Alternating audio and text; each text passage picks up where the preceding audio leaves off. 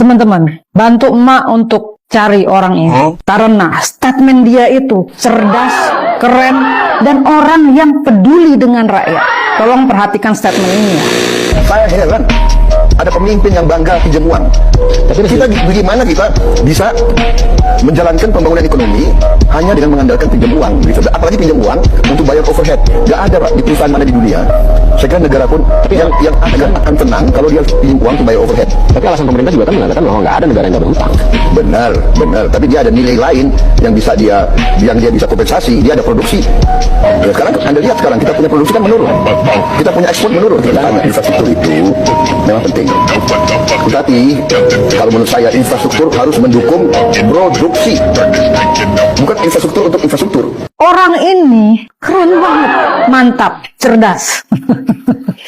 Bahkan dia ini nulis buku tentang paradoks Indonesia.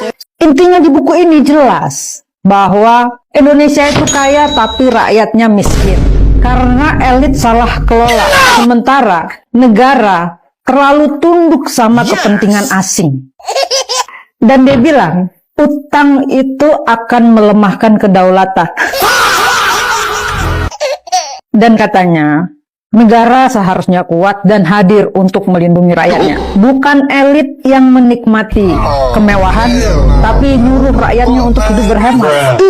Artinya, nasionalisme ekonomi, negara kuat dan anti ketergantungan. Dan teman-teman, kita harus dorong agar Mr. Presiden belajar dari orang ini.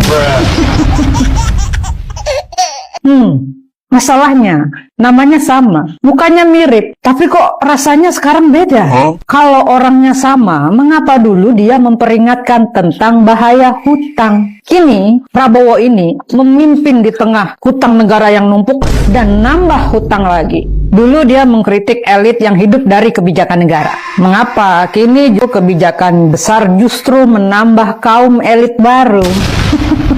Ini bukan soal benci atau tidak suka, tapi ini soal konsistensi. Buku adalah janji intelektual. Jabatan adalah ujian nyata.